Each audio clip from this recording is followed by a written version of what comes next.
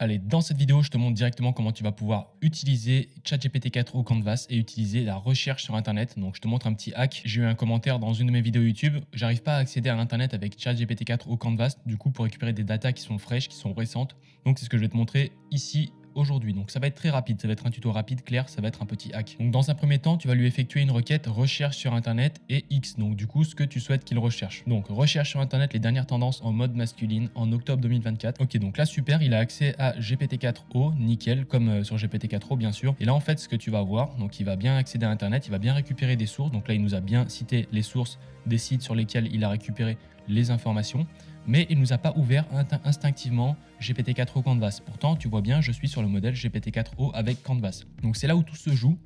On va venir lui dire transfère la réponse sur Canvas, tout simplement. Donc, Canvas. Très bien. Donc là, qu'est-ce qu'il va faire? Il va tout simplement ouvrir une fenêtre. C'est exactement la même chose. C'est comme si tu lui disais rédige-moi du code après avoir demandé du texte ou rédige-moi du texte après avoir rédigé du code. Il va s'adapter. Donc il va tout simplement ouvrir la fenêtre et c'est parti. Donc là, si je remonte dans la conversation, on est en train de voir qu'il a bien réussi à garder, il a gardé toute la conversation et du coup, il a juste switché.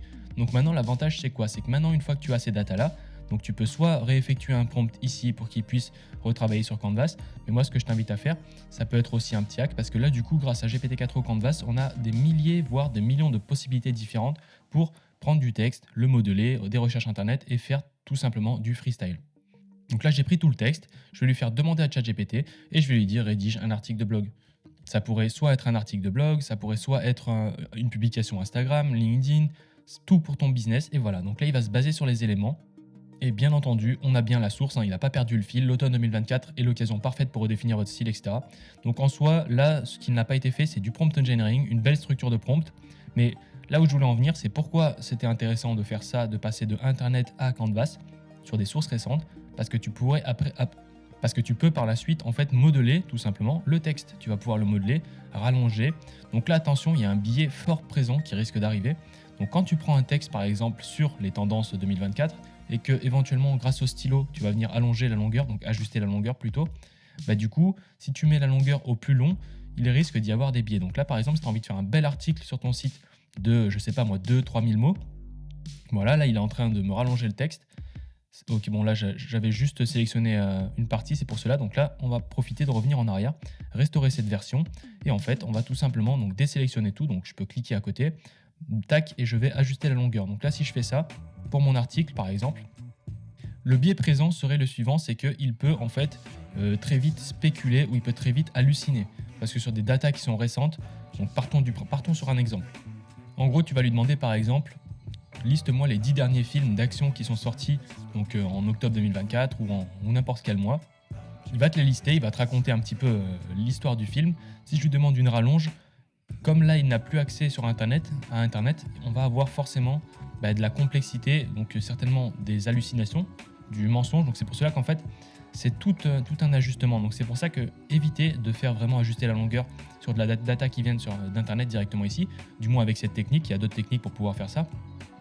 Moi, ce que je te recommande, si toi tu as intégré, du coup, tu as fait cette technique recherche sur Internet partie 1, partie 2, tu transfères sur GPT-4o Canvas.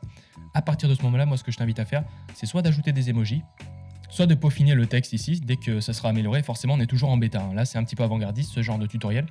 Ensuite, sinon, tu as le niveau de lecture. Le niveau de lecture, tu pourrais éventuellement le baisser. Donc, revenons sur un modèle extérieur. Moi, ce que j'aurais fait tout simplement, donc là, tu vois, j'ai ma recherche depuis Internet. Je serais revenu en niveau de lecture et puis je serais descendu en niveau collège, comme j'avais dit dans ma précédente vidéo, très bien. Et puis là, il retravaille le texte.